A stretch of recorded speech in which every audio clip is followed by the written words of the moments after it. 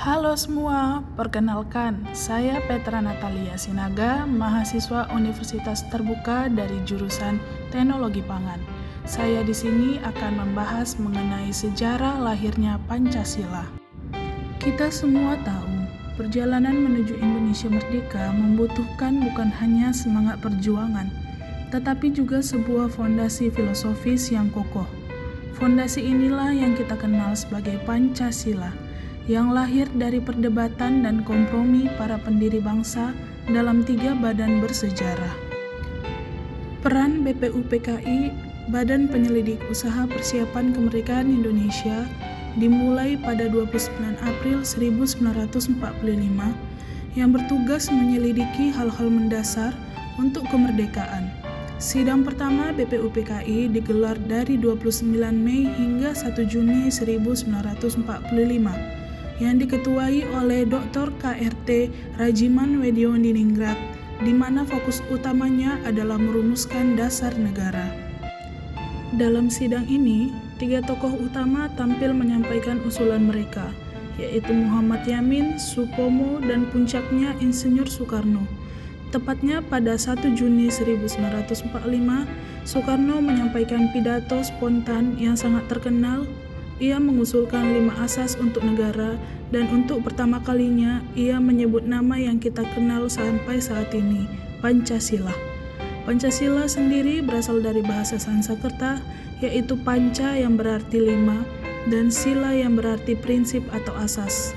Tanggal inilah yang kita peringati sebagai hari lahir Pancasila.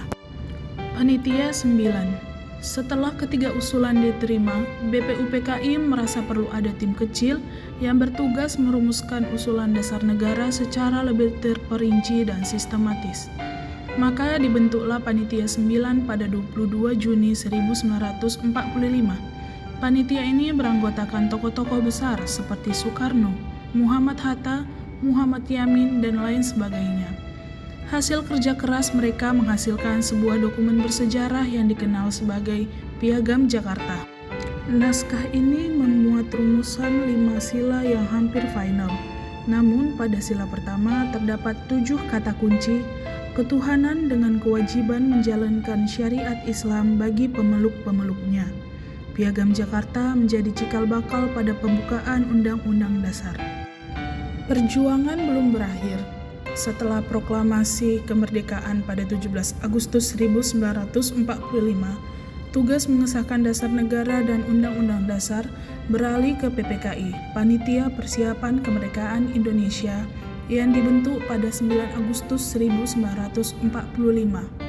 Sehari setelah proklamasi pada 18 Agustus 1945, PPKI menggelar sidang bersejarah. Dalam sidang ini, Muhammad Hatta menyampaikan adanya keberatan dari tokoh-tokoh di kawasan timur Indonesia terkait sila pertama Piagam Jakarta yang dikhawatirkan dapat memicu perpecahan.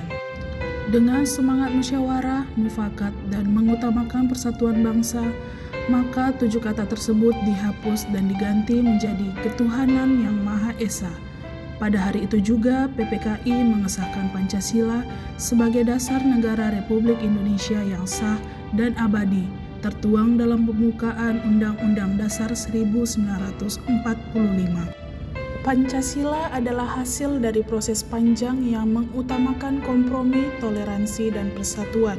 Ia adalah jati diri bangsa yang berhasil merangkum seluruh keragaman suku, agama, dan budaya. BPUPKI, Panitia 9, dan PPKI telah menunaikan tugasnya. Kini, tugas kita adalah mengamalkan nilai-nilai luhur Pancasila dalam kehidupan sehari-hari.